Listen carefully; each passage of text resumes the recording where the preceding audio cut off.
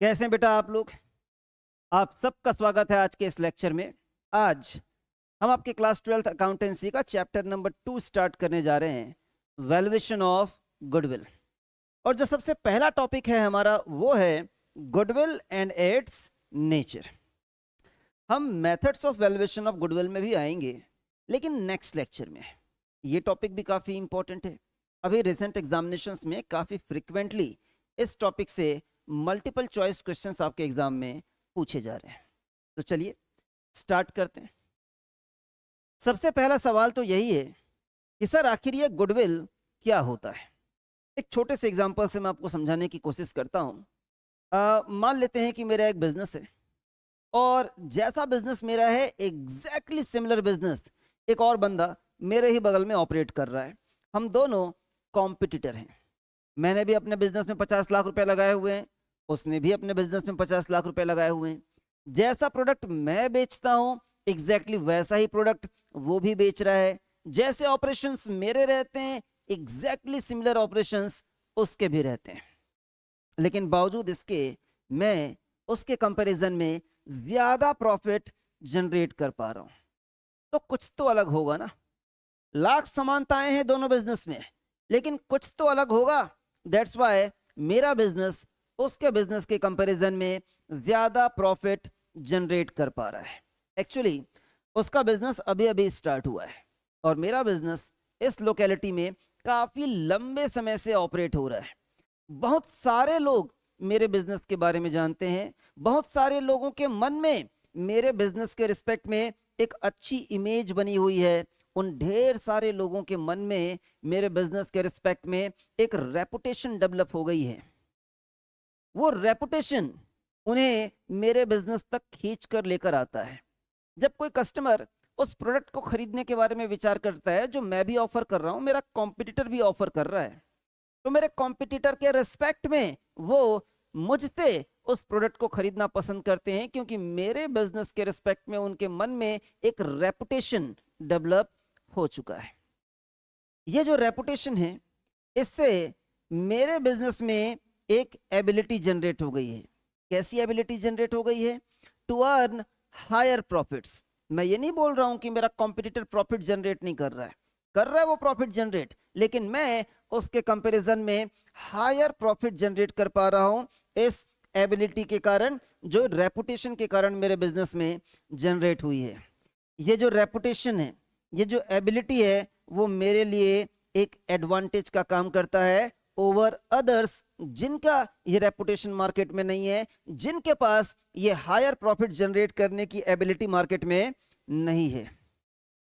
ये जो वर्ड्स हम यूज कर रहे हैं ना बेटा, यहां पर रेपुटेशन, एबिलिटी, एडवांटेज, इन्हीं को अकाउंट्स की दुनिया में टेक्निकली गुडविल के नाम से पुकारा जाता है। अगर सिंपल से वर्ड्स में मैं आपको कहूं तो मेरे बिजनेस में गुडविल है और मेरे कॉम्पिटिटर के बिजनेस में गुडविल नहीं है। दैट्स वाई मैं अपने कॉम्पिटिटर के कंपैरिजन में हायर प्रॉफिट जनरेट करने की एबिलिटी रखता हूं। ये जो एडवांटेज है, ये जो गुडविल है, वो किसी एक फैक्टर के कारण जनरेट नहीं होता है। एक तो मैंने आपको एग्जांपल दिया कि उसका बिजनेस नया नया है, ज्यादा लोग जानते नहीं है, जबकि मेरा बिजनेस पुराना है तो ढेर सारे लोग जानते हैं। ये तो सिर्फ एक फैक्टर हुआ। ऐसे और बहुत सारे फैक्टर्स हो सकते हैं जो एक साथ मिलकर किसी बिजनेस के रेपुटेशन को डेवलप करते हैं, किसी बिजनेस के गुडविल को डेवलप करते हैं। हमारे सिलेबस में सॉरी हमारे सिलेबस में कुछ पॉइंट्स लिस्ट किए गए हैं। आइए उनके बारे में जल्दी से डिस्कस कर लेते हैं। सबसे पहला पॉइंट है एफिशिएंट मैनेजमेंट। आप मुझे बताइए, अगर एक बिजनेस का मैनेजमेंट एफिशिएंट है और दूसरे बिजनेस का मैनेजमेंट एफिशिएंट नहीं है, तो कौन से बिजनेस में ज्यादा प्रॉफिट जनरेट करने की एबिलिटी होगी? जिसका एफिशिएंट मैनेजमेंट है, तो उसके में गुडविल भी होगा। दूसरा, फेवरेबल लोकेशन। मैं एक छोटे से एग्जांपल से बताता हूं। एक स्टेशनरी की शॉप है। वो स्टेशनरी की शॉप एक ऐसे लोकेलिटी में है जहां आसपास 2-3 स्कूल हैं, 1-2 कॉलेजेस हैं, कुछ एजुकेशनल इंस्टीट्यूशंस हैं वहां पर। और एक उसका कॉम्पिटिटर है दूसरा स्टेशनरी का शॉप, वो एक ऐसे लोकेशन में है जो कि रेसिडेंशियल एरिया है।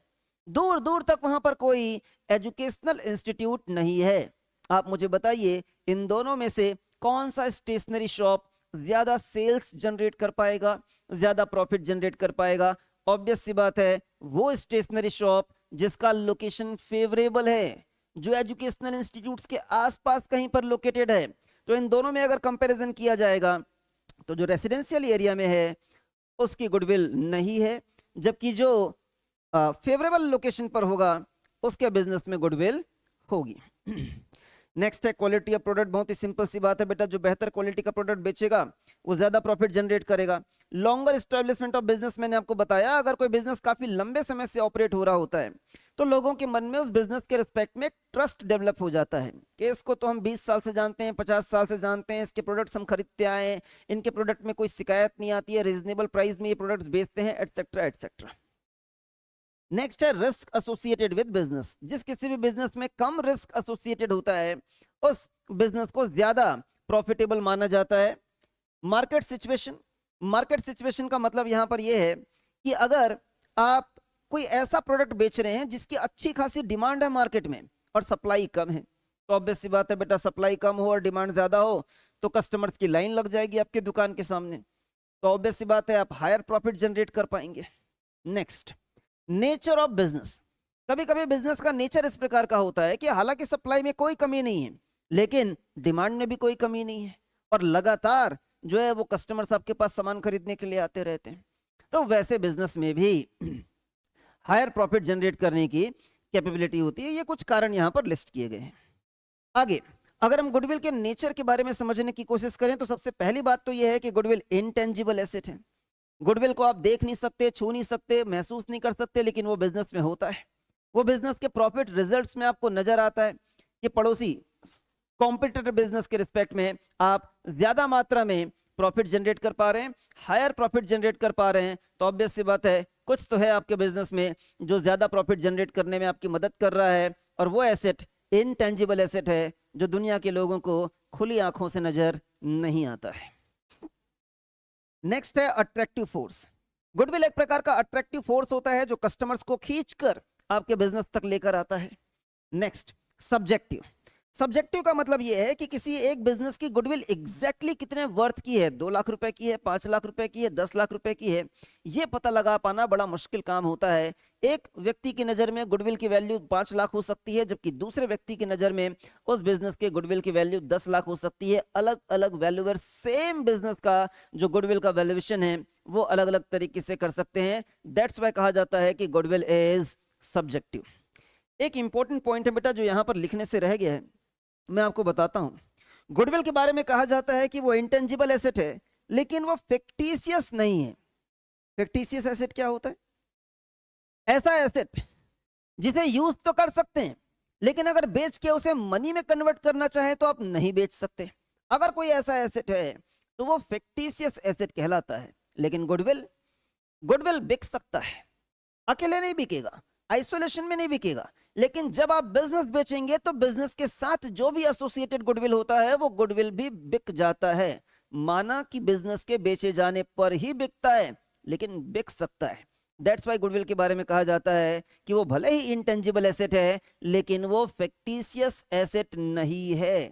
आप चाहें तो यहां पर नोट कर लीजिए कि वो फिक्टिशियस एसेट नहीं है। नेक्स्ट, एक क्वेश्चन मैंने आपके लिए यहां पर लिस्ट किया है, देखिए जरा इसका क्या आंसर हो सकता है। Goodwill is an intangible asset. बिल्कुल सही बात लिखी हुई है कि गुडविल इनटेंजिबल एसेट होता है। Goodwill is the value of reputation. Obvious सी बात है, रेपुटेशन का वैल्यू है of a firm in respect of profit expected in future.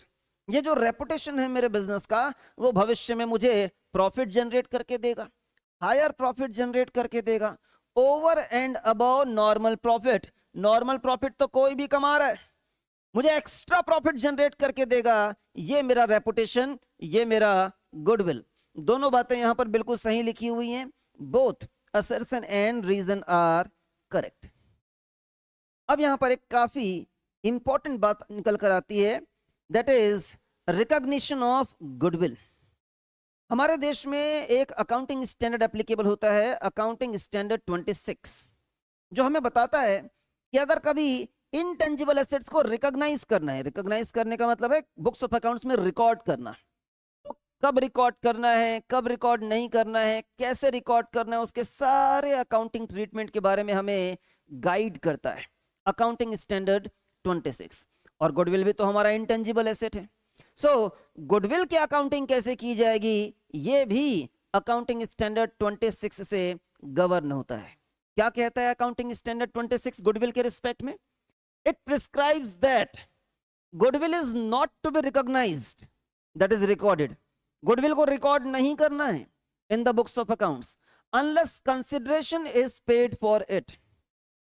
मेरे बिजनेस में गुडविल है, अब उस गुडविल को मैं अपने बुक्स ऑफ अकाउंट्स में रिकॉर्ड करूं या ना करूं, ये इस बात के ऊपर डिपेंड करता है कि क्या उस गुडविल के लिए मैंने कोई कंसिडरेशन पे किया है, क्या उस गुडविल के लिए मैंने कोई प्राइस पे किया है। अगर उस गुडविल के लिए मैंने कोई प्राइस पे किया है तब तो अकाउंटिंग स्टैंडर्ड 26 कहता है कि आप उसे रिकॉग्नाइज कर लीजिए, आप उसे रिकॉर्ड कर लीजिए। लेकिन अगर मैंने गुडविल के लिए कोई कीमत नहीं दी है, कोई प्राइस पे नहीं किया है, तो वैसा गुडविल भले ही मेरे बिजनेस में हो, लाखों का क्यों ना हो, 50 लाख रुपए का गुडविल क्यों ना हो, लेकिन मैं उसे अपने बुक्स ऑफ अकाउंट्स में रिकॉर्ड नहीं कर सकता, क्योंकि ऐसा करने से मुझे अकाउंटिंग स्टैंडर्ड 26 मना करता है। अभी आगे इसी लेक्चर में ये कॉन्सेप्ट आपको और बेहतर तरीके से समझ में आएगा जब हम आगे बढ़ेंगे। लेकिन मुद्दा यहां पर यह है कि अगर रिकॉर्ड कर लिया जाए, अगर रिकॉर्ड कर लिया जाए तो उसे एज सून एज पॉसिबल हमें एमोर्टाइज करना होता है। एमोर्टाइज क्या होता है? जैसे टेंजिबल एसेट्स के रिस्पेक्ट में होता है ना बेटा कि हमने एक मशीनरी खरीद ली, उसकी लाइफ 10 साल की है, तो उसे ईयर आफ्टर ईयर हम राइट ऑफ करते जाते हैं। कैसे राइट ऑफ करते हैं? By charging depreciation. तो वो टेंजिबल एसेट है तो उसे राइट ऑफ करने के लिए हम डेप्रिसिएशन चार्ज कर देते हैं। अगर कोई इनटेंजिबल एसेट हो और उसे राइट ऑफ करना हो राइट ऑफ करना हो तो उसे राइट ऑफ करने के लिए आप डेप्रिसिएशन चार्ज नहीं करते हैं, उसे राइट ऑफ करने के लिए आप एमोर्टाइजेशन करते हैं। बस शब्दों का अंतर है बेटा, वहां बोलते हैं डेप्रिसिएशन, यहां बोलते हैं एमोर्टाइजेशन। तो हम गुडविल को as soon as possible write off कर देते हैं। जैसे हमने कोई गुडविल परचेज किया है और उस गुडविल का बेनिफिट हमको 5 साल तक मिलने वाला है, तो मैक्स टू मैक्स आप 5 साल के भीतर उसे राइट ऑफ कर देंगे। 4 साल में कर देंगे तो कोई बुरा नहीं मानेगा, 3 साल में कर देंगे तो और बेहतर है, लेकिन 5 साल से ज्यादा समय आप लेना चाहते हैं, आप चाहते हैं कि 6 साल में राइट ऑफ करेंगे, तो आप ऐसा नहीं कर सकते। लास्ट पॉइंट यहां पर यह लिखा हुआ है कि जब तक वो पूरी तरीके से एमोर्टाइज नहीं हो जाता है, जब तक गुडविल पूरी तरीके से एमोर्टाइज नहीं हो जाएगा तब तक उसे हम बैलेंस शीट में शो करते रहेंगे, एसेट साइड में शो करेंगे, इनटेंजिबल एसेट के रूप में शो करेंगे। ठीक है, अब मुद्दा यहां पर यह है कि गुडविल आखिर कितने प्रकार का होता है। Classification of goodwill. गुडविल 2 प्रकार का होता है बेटा, एक को हम कहते हैं सेल्फ जनरेटेड गुडविल और एक होता है परचेज्ड गुडविल। हमने एक नया नया बिजनेस स्टार्ट किया, जब हमने स्टार्ट किया तो कोई हमारे बारे में नहीं जानता था, हमारे बिजनेस की बिल्कुल भी कोई भी रेपुटेशन नहीं थी, लेकिन हम लोगों ने लगातार मेहनत किया, हमने अच्छा प्रोडक्ट बेचा, अच्छी सर्विसेज दी, सस्ते दाम पर दिया, बेस्ट क्वालिटी का प्रोडक्ट प्रोवाइड किया। धीरे धीरे धीरे धीरे लोगों के मन में हमारे बिजनेस के रिस्पेक्ट में एक अच्छी इमेज डेवलप होनी स्टार्ट हो गई, लोगों के मन में हमारे बिजनेस के रिस्पेक्ट में रेपुटेशन डेवलप होना स्टार्ट हो गया, और अब लोग हमारे बिजनेस पे अच्छा खासा ट्रस्ट करते हैं। समय लगा, बहुत ज्यादा मेहनत हमको करनी पड़ी, लेकिन हमारे बिजनेस का एक अच्छा खासा गुडविल जनरेट हो चुका है। ऐसा गुडविल कहलाता है बेटा सेल्फ जनरेटेड गुडविल। लेकिन यहां पर यह बात समझनी जरूरी है कि ऐसा गुडविल जो हम लोगों ने इंटरनली खुद मेहनत करके डेवलप किया है, हमने इसके लिए कोई कीमत नहीं दी है, हमने इसके लिए कोई प्राइस पे नहीं किया है, हमने इसके लिए कोई कंसिडरेशन पे नहीं किया है। और अकाउंटिंग स्टैंडर्ड 26 कहता है कि जब तक कंसिडरेशन पे नहीं करेंगे उसे आप अपने बुक्स ऑफ अकाउंट्स में रिकॉर्ड नहीं कर सकते। आइए दिखाता हूं मैं यहां पर क्या लिखा हुआ है। It is earned by efforts of management, और मैनेजमेंट बेसिकली पार्टनर्स का ही होता है, मींस एफर्ट यहां पर पार्टनर्स का है। It is generated internally over the years, काफी समय लगा इसको। Since no consideration is paid for self-generated goodwill, it is not recorded in the books of accounts. ये ऐसा गुडविल है जो है तो सही आपके बिजनेस में, लेकिन जब आपकी बुक्स ऑफ अकाउंट्स को हम रीड करेंगे, बैलेंस शीट को देखेंगे, तो कहीं पर नजर नहीं आएगा वो। अकाउंटिंग स्टैंडर्ड 26 उसे रिकॉर्ड करने से मना करता है, कैसे नजर आ जाएगा वो। However it is required to be valued, लेकिन बावजूद इसके कि उसे हम बुक्स ऑफ अकाउंट्स में रिकॉर्ड नहीं करते हैं, आगे चल के हमें बहुत बार ऐसे मौके मिलते हैं कि हमें इस गुडविल का वैल्यूएशन करना पड़ता है, सेल्फ जनरेटेड गुडविल का वैल्यूएशन करना पड़ता है। एक केस मैंने यहां पर लिखा है, at the time of reconstitution of the firm. Sir ये रिकॉन्स्टिट्यूशन क्या होता है? आपके आगे आने वाले चैप्टर्स है ना बेटा, change in profit sharing ratio, admission, retirement, death, ये सब के सब रिकॉन्स्टिट्यूशन ही कहलाते हैं। मींस अगर कल की डेट में पार्टनरशिप फर्म का प्रॉफिट शेयरिंग रेशियो चेंज हो जाएगा, फर्म में कोई नया पार्टनर एडमिट हो जाएगा, कोई पुराना पार्टनर रिटायर कर जाएगा, किसी पुराने पार्टनर की डेथ हो जाएगी, तो इन सभी केसेस में आपको इस सेल्फ जनरेटेड गुडविल का वैल्यूएशन करना पड़ेगा। दूसरा है बेटा परचेज्ड गुडविल। हमने सोचा यार ये तो बहुत टाइम टेकिंग काम है, कि अपना बिजनेस अभी हम स्टार्ट कर रहे हैं, मेहनत करेंगे, साल दर साल मेहनत करेंगे और काफी समय लगेगा, तो रेपुटेशन डेवलप होगा। उससे अच्छा एक काम करते हैं, किसी का ऑलरेडी 10-15 साल से चलता फिरता बिजनेस है, जिसका मार्केट में अच्छा खासा रेपुटेशन है, जिसका गुडविल ऑलरेडी जनरेट हो चुका है, वो बिजनेस ही खरीद लेते हैं। और इस बिजनेस को जब खरीदेंगे तो बिजनेस के साथ उसका गुडविल भी हम परचेज कर लेंगे, क्योंकि गुडविल ऐसे आइसोलेशन में तो परचेज नहीं किया जा सकता। आप किसी बिजनेसमैन को जाकर ये नहीं बोल सकते कि भाई तुम्हारी गुडविल हमको दे दो, बिजनेस नहीं खरीदना हमको, नॉट पॉसिबल। बिजनेस जो है, सॉरी, गुडविल जो है वो बिजनेस के साथ एसोसिएटेड होता है, बिजनेस और गुडविल दोनों एक साथ खरीदा जाएगा। और अब ये जो गुडविल हमारे पास आ रहा है, जो गुडविल हम परचेज कर रहे हैं, इसकी हमने कीमत दी है, इसका हमने प्राइस पे किया है, इसके लिए हमने कंसिडरेशन पे किया है। और अगर आपने कंसिडरेशन पे किया है, नाउ अकाउंटिंग स्टैंडर्ड 26 आपको अलाउ करता है कि इसे आप अपने बुक्स ऑफ अकाउंट्स में रिकॉग्नाइज कर सकते हैं, इसे आप अपने बुक्स ऑफ अकाउंट्स में रिकॉर्ड कर सकते हैं। और ये वाला गुडविल, परचेज्ड गुडविल, जब तक पूरी तरीके से राइट ऑफ नहीं हो जाएगा, जब तक पूरी तरीके से एमोर्टाइज नहीं हो जाएगा, ये बैलेंस शीट में नजर आता है, बैलेंस शीट के एसेट साइड में नजर आता है, इंटेंजिबल एसेट के रूप में। तो आज के बाद कभी भी किसी पार्टनरशिप फर्म का आप बैलेंस शीट देखें और बैलेंस शीट में आपको गुडविल नजर आ जाए, तो बताने की जरूरत नहीं है, आप समझ जाना कि वो कौन सा गुडविल है, वो परचेज्ड गुडविल है, क्योंकि सेल्फ जनरेटेड गुडविल तो कभी भी बैलेंस शीट में नजर आ ही नहीं सकता। देखते हैं बेटा यहां पर क्या लिखा हुआ है, goodwill can be purchased along with the purchase of business only. यही बात तो मैं आपको बता रहा था। Since the consideration is paid, purchased consideration is recorded in the books of, sorry, purchased goodwill is recorded in the books of accounts. इस बात को बेहतर तरीके से समझने के लिए मैंने एक छोटा सा इलस्ट्रेशन आपके सामने रखा है। क्या मतलब होता है बेटा किसी का बिजनेस खरीद लेना? बिजनेस खरीद लेने का मतलब यह है कि हम किसी के बिजनेस के सारे एसेट्स और सारी लायबिलिटीज को खरीद लेते हैं, एक भी एसेट छोड़ेंगे नहीं, एक भी लायबिलिटी छोड़ेंगे नहीं, बस तुम्हारा बैलेंस शीट दिखा दो हमें, दिखाओ बैलेंस शीट में कौन सा एसेट है, दिखाओ बैलेंस शीट में कौन सी लायबिलिटी है, तुम्हारे सारे एसेट्स और तुम्हारी सारी लायबिलिटीज हम खरीद लेंगे। इसी को हम कहते हैं बिजनेस परचेज करना। आइए इस इलस्ट्रेशन से समझने की कोशिश करते हैं। एक स्टेशनरी मार्ट है जिसका नाम है अमन स्टेशनरी मार्ट, ये अक्वायर कर रहा है बिजनेस ऑफ राजेश। राजेश का बिजनेस हम परचेज कर ले रहे हैं, तो राजेश यहां पर हुआ vendor. The assets and liabilities taken over are, हमने उसके बिजनेस के सारे एसेट्स अक्वायर कर लिए, 3 एसेट थे उसके बिजनेस में। आज के बाद से उसका फर्नीचर, उसकी इन्वेंट्री, उसका डेटर हमारा हो गया। और उसके बिजनेस में ये 3 तरह की लायबिलिटीज भी थी। हमने कहा डोंट वरी, आज के बाद से तुम्हारी लायबिलिटीज भी हमारी हुई, तुम्हारे सारे क्रेडिटर्स हमारे हुए, तुम्हारी सारी सैलरी पेबल हमारी हुई, तुम्हारे सारे आउटस्टैंडिंग एक्सपेंसेस आज के बाद से हमारे हुए। उसने कहा बदले में मुझे क्या दोगे? तो हमने कहा बदले में जो तुम्हें हम देंगे वो कहलाएगा परचेस कंसिडरेशन, जितने में भी सौदा तय हुआ हो। जैसे मैंने यहाँ पर 2 केसेस लिए हैं। केस नंबर 1, सौदा अगर 5 लाख रुपए में तय हुआ है तो 5 लाख रुपए को हम कहेंगे परचेस कंसिडरेशन। या ऐसा भी हो सकता है कि हमने ये सौदा 2,50,000 में कर लिया हो, तो 2,50,000 को हम कहेंगे परचेज कंसिडरेशन। पहले मैं केस नंबर 1 लेकर चल रहा हूं। हम कैसे रिकॉर्ड करेंगे इस ट्रांजैक्शन को? सबसे पहले चूंकि राजेश के बिजनेस के सारे एसेट हमारे हुए, और एसेट का कौन सा बैलेंस होता है बेटा?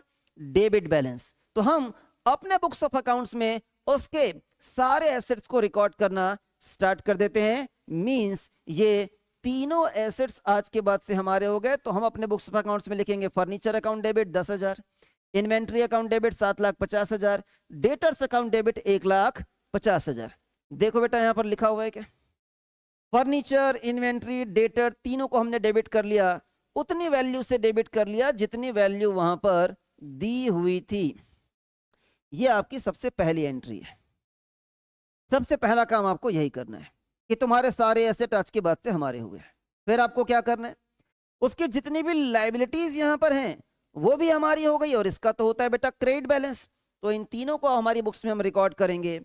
Creditor, salary payable, outstanding expenses, ये तीनों लाइबिलिटीज भी हम यहां पर रिकॉर्ड कर लेंगे। ये हमने यहां पर दूसरे नंबर पर रिकॉर्डिंग कर ली। देन हमें लिखना होता है परचेज कंसिडरेशन, कि सौदा कितने में तय हुआ। जो पहला केस मैंने लिया है उसमें मैं मान के चल रहा हूं कि सौदा हमारा तय हुआ है 5 लाख रुपए में। तो हम 5 लाख रुपए यहां पर कर देंगे क्रेडिट, ये तीसरे नंबर पर हम रिकॉर्ड कर रहे हैं।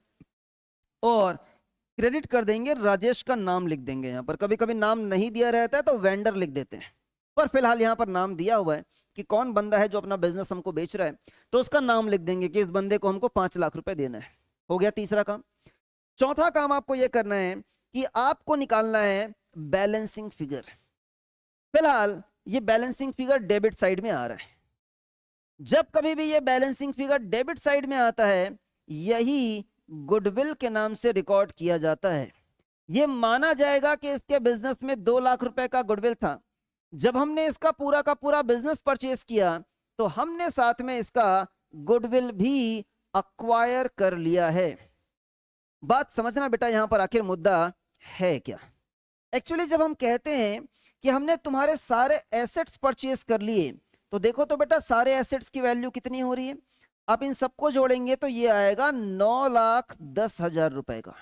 पर ऐसा तो है नहीं कि हमने सिर्फ और सिर्फ सारे के सारे एसेट अक्वायर कर लिए हो। हमने इसकी सारी की सारी लाइबिलिटीज भी अक्वायर कर ली हैं। जोड़ के देखो ये सारी लाइबिलिटीज कितने की होती है? 90, और ये 6,10,000 का हो गया। 6,10,000 की हमने यहाँ पर लाइबिलिटीज अक्वायर कर ली है। एसेट भी अक्वायर किया, लाइबिलिटी भी अक्वायर किया, तो दोनों को नेट ऑफ कर देते हैं। 9,10,000 में से 6,10,000 माइनस कर देते हैं तो ये अमाउंट आता है बेटा 3 लाख रुपए, और इसे हम कहते हैं नेट एसेट्स। ये वाला जो है बेटा ये ग्रॉस है। हमने ग्रॉस एसेट्स अक्वायर किए हैं 9,10,000 रुपए के, लेकिन उसे अगर लाइबिलिटी के साथ नेट ऑफ कर दिया जाए और कोई हमसे पूछेगा कि सुनने में आया है कि आपने किसी का बिजनेस खरीद लिया है, बताइए कितने के नेट एसेट्स आपने अक्वायर किए हैं, तो हम जवाब देंगे कि हमने नेट एसेट्स अक्वायर किए हैं 3 लाख रुपए के। तो मुझे बताइए अगर आप 3 लाख रुपए का नेट एसेट अक्वायर कर रहे हो तो आपको पेमेंट भी कितना करना चाहिए? 3 लाख। लेकिन आप पेमेंट कर रहे हो यहां पर 5 लाख रुपए का। आप यहां पर 2 लाख रुपए का एक्स्ट्रा पेमेंट कर रहे हो। क्यों आप 2 लाख रुपए का एक्स्ट्रा पेमेंट कर रहे हो? एक्चुअली वो 2 लाख रुपए का पेमेंट हम कर रहे हैं इन रिस्पेक्ट ऑफ गुडविल। हम उनसे, राजेश से, उसका एक एसेट परचेस कर रहे हैं जिस एसेट का नाम है गुडविल। सर क्या बात कर रहे हो सर? राजेश के पास तो ये 3 ही एसेट थे बस, फर्नीचर था, इन्वेंट्री था, डेटर था, कहां लिखा है सर गुडविल? नहीं लिख सकता बेटा। ये जो गुडविल है ना वो राजेश का सेल्फ जनरेटेड गुडविल है।